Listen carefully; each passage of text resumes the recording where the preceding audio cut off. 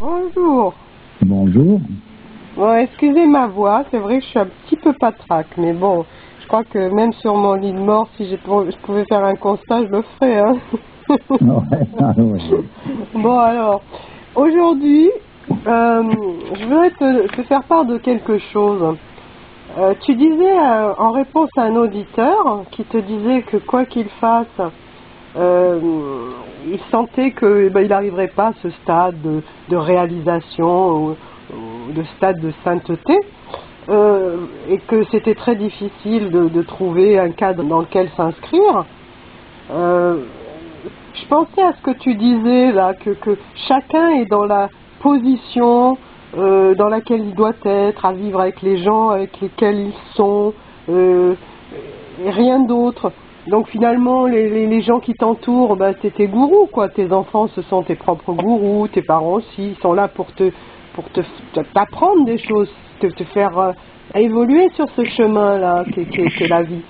Donc, et je pensais à ça en me disant que tiens, ces constats que l'on fait là, est-ce qu'on peut considérer ça comme un parcours initiatique d'une certaine manière? C'est peut-être un peu prétentieux ce que je dis là, mais moi j'ai l'impression que chaque jour, il y a des choses, tu vois, qui percutent, tu vois, parce que d'un coup, tu vois, même s'il y a une espèce de rabâchement et qui fait un petit peu le contrepoids avec le rabâchement qu'on a d'un autre côté, où on nous fait assimiler absolument des choses qui vont à l'encontre de ce qui devrait être.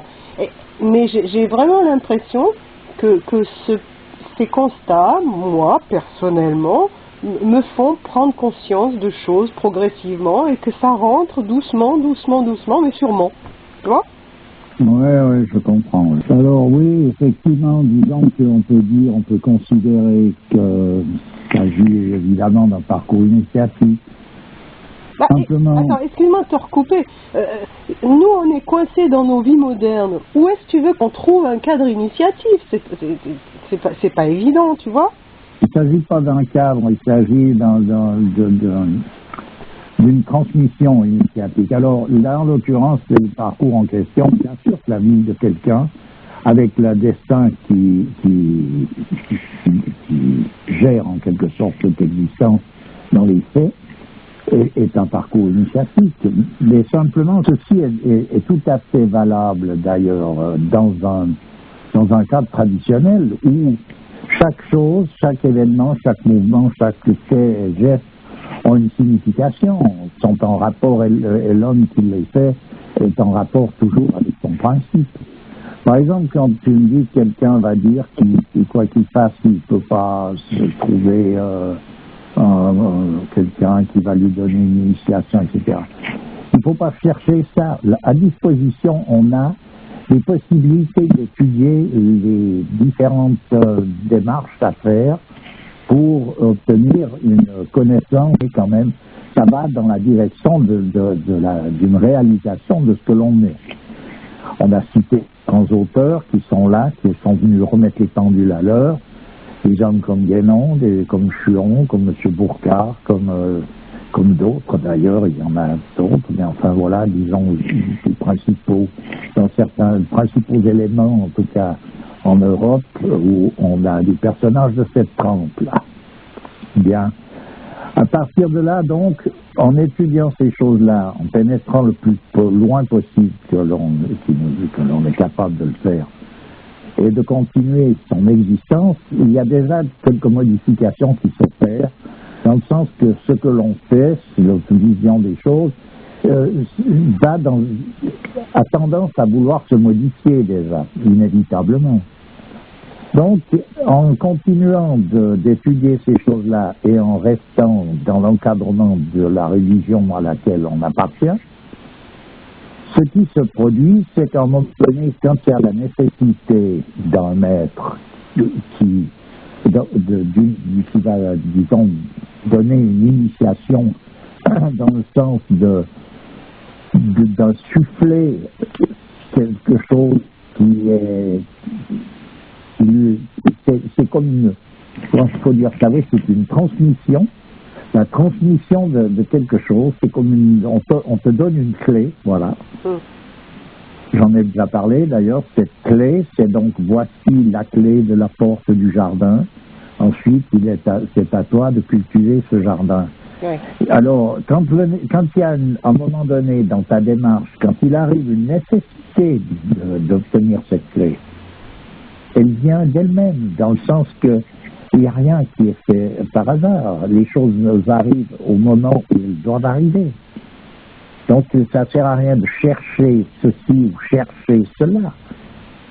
Ce qu'il faut chercher, c'est dans le présent même, à l'instant même, c'est de chercher sa propre origine, donc qui on est véritablement.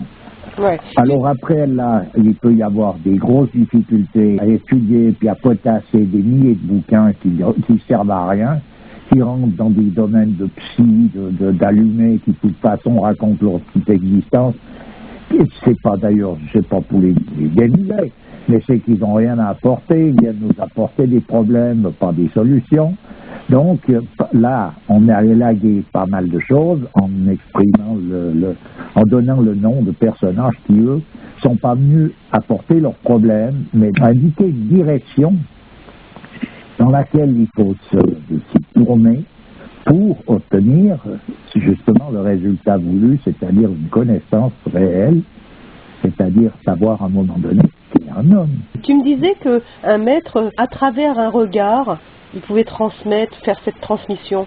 Bien sûr, à travers un regard, à travers le toucher, à travers la parole, dans le silence. Un maître, c'est un maître, il a à disposition ces possibilités-là. Ouais. Voilà, mais c'est pas n'importe qui peut qui peut le faire, bien sûr que non. En ce moment, la difficulté, elle est que on est envahi par les faux gourous, les faux maîtres, les faux prophètes, les faux machins. On est dans la faux, c'est le temps des faussaires sur toute la ligne. Ouais. C'est le moment où on vend le mensonge au prix de la vérité, etc., etc. C'est la raison pour laquelle je cherche à indiquer, en tout cas personnellement, à quelqu'un où il faut qu'il lâche, qui, etc. Je n'aurais rien à dire à ce sujet-là. Ce que je dis simplement, c'est qu'en maintenant le cap avec la religion dans laquelle on est, ensuite de ça, en étudiant comme il faut des écrits comme Guénon, M. Chuon, M. Bourcard, déjà pour citer ces trois. Il y en a d'autres, mais enfin pour citer ces trois, celui qui se concentre là-dessus, c'est gigantesque. Il se passe ça et là une multitude de choses qui sont là pour nous faire nous mettre de la poudre aux yeux et nous faire tous ces essais d'ersatz, toutes ces caricatures de prophéties, de gourous, de tout ce côté caricatural disparaît de la circulation pour laisser place à quelque chose où ça prend du corps. C'est une autre histoire. Ouais. Donc c'est énorme. Comme offrande, on pourrait dire ces personnages-là, ils sont venus mettre les pendules à l'heure dans un monde où justement il y a comment qu'on fait, où qu'on se tourne, de toute façon on ne sait pas, on n'en sait rien, on ne sait pas. Il y en a qui se lancent, couraient dans une histoire. Au bout d'X temps, ils s'aperçoivent, quand ils peuvent s'en apercevoir, qu'ils sont dans une voie de garage, etc. Ouais. Là, il y a justement, parce que j'ai eu des pseudo-gourous, des gens d'ailleurs qui avaient certainement des connaissances, qui étaient des personnages qui étaient pas mal intentionnés. Mais il ne s'agit pas de ça. Il ne s'agit pas d'être bien intentionné et puis d'avoir certaines connaissances pour être un maître. Un maître, c'est un maître. Mais ça peut pas être contrefait, même si on peut avoir fait moi, j'ai étudié ces choses-là, je suis baigné, je suis trempé dedans depuis que je suis petit. J'ai aucune la qualification qui me permet de faire une transmission initiatique à quelqu'un. Je ne peux pas prendre de disciple personnellement. Oui. Voilà, donc je joue le rôle d'un personnage qui donne des indications pour aller dans la direction qui permettra à un moment donné à quelqu'un de se retrouver devant véritablement un maître quand ça lui sera nécessaire, si ça lui est nécessaire à un moment donné. Oui, parce qu'on peut faire ce chemin sans maître aussi. Ah, mais il y a un grand bout. Pour aller jusque vers le maître, il y a un chemin à parcourir déjà. Tu comprends? Donc ça, c'est en quelque sorte des préliminaires. C'est des explications qui correspondent à des préliminaires. Non, non, mais ce que je voulais dire, c'est qu'on peut arriver aussi à Dieu sans passer par un maître. Ah ben, le maître, de toute façon, le maître, il est le représentant, c'est un représentant de Dieu. C'est-à-dire c'est Dieu qui se manifeste sur une forme humaine. Dieu, quand il se manifeste toujours à travers un représentant. Pour qu'il soit manifesté, il est donc représenté par... Oui. Le prophète a rencontré l'ange Gabriel. Il y a toujours un intermédiaire, Oui. mais c'est pas un intermédiaire dans le sens d'un personnage autre. C'est lui qui devient la parole de ce personnage. Non, parce Je que... deviendrai son ouïe, je deviendrai sa pupille. Voilà, c'est qu'à un moment donné, c'est ça.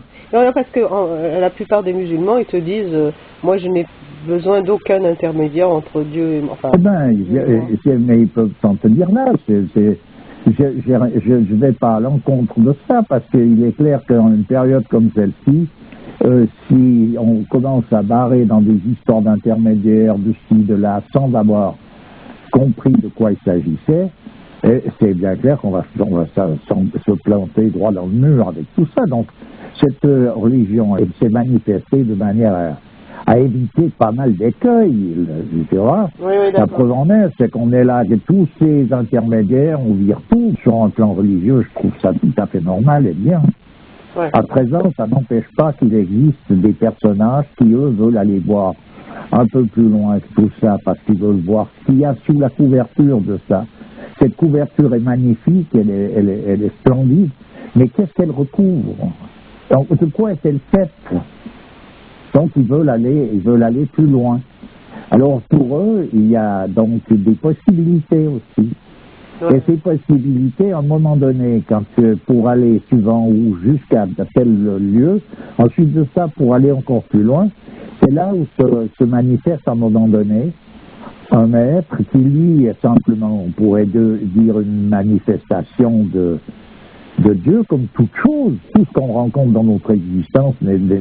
L'homme que l'on rencontre, qu'on croise dans la rue et qu'on salue, c'est aussi... Pourquoi est-ce qu'on salue? On salue de la manière dont on salue dans l'islam. C'est qu'on salue à travers Dieu, non? Oui, oui, tout à fait. Eh bien alors, donc voilà, donc à un moment Celui donné... qui a exprimé ça le mieux, c'est vraiment Ramdas. Tout ce qu'il rencontrait, c'était des émanations de Dieu, quoi. Mais c'est comme ça, la vie. Alors après, tout d'un coup, ces choses-là, on peut les saisir comme étant bel et bien ça. Bon, c'est déjà quelque chose, c'est déjà une approche qui est intéressante de pouvoir comprendre ça. Ouais. Et voilà. Alors en disant que de fil en aiguille, les choses arrivent, qu'on se retrouve, à un moment donné, devant véritablement un maître.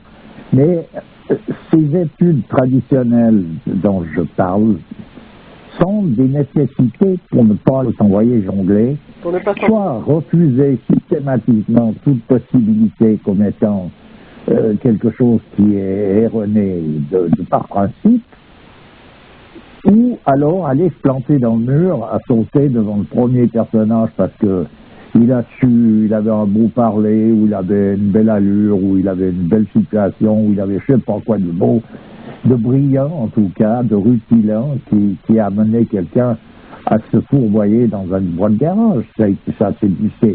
C'est quelque chose qui est très courant de nos jours et depuis pas mal de temps. Ouais. Et puis il y en a pour tous les goûts, parce que ça part depuis les psychanalystes qui eux sont des victimes en quelque sorte, et qui tremballent leurs problèmes à travers leurs patients, qu'ils les prennent finalement comme pour des sauveurs ou des maîtres ou je sais pas quoi, jusqu'à des pseudo-gourous qui prennent l'allure de tout là-bas, avec le petit parfum, la petite fumée, le petit baratin, la petite musique, tout le tralala, et puis une certaine allure, qui sont en quelque sorte des ersatz, c'est-à-dire des faussaires, des copies. Des usurpateurs. C'est des usurpateurs qui peuvent d'ailleurs être usurpateurs sans même en être sans en être conscients. Ouais. C'est les plus dangereux d'ailleurs, Oui, parce qu'ils sont beaucoup plus. Voilà, donc ils ont une certaine sincérité qui va faire poudre aux yeux. Ouais. Voilà, donc ça fait lag avec une étude telle qu'une étude de Guénon, de M. Chuon-Boucard, parce qu'on rentre dans le mille, et là on voit bien tout ce côté caricatural, ça disparaît devant les yeux, ça n'a plus lieu d'être, toutes ces espèces de guignoleries en passant par l'occultisme, de tout bourg, tout ce tralala. C'est des choses qui ont une forme de réalité, mais c'est pas par là que la route passe pour aller au but réel pour un homme. C'est une voie de garage, c'est aller s'empêtrer dans les sables mouvants, tout ça. Alors, donc on le voit parce qu'il y a un moment donné, ces personnages-là, ils expriment ça, ils le démontrent d'une manière tellement nette et propre et précise qu'après, il n'y a plus à d'y revenir. bon, alors, t'as pas répondu à ma question. Alors, les constats, c'est un petit parcours initiatique ou pas? Mais vu par un bout, bien sûr, mais j'entends, il ne faut pas confondre.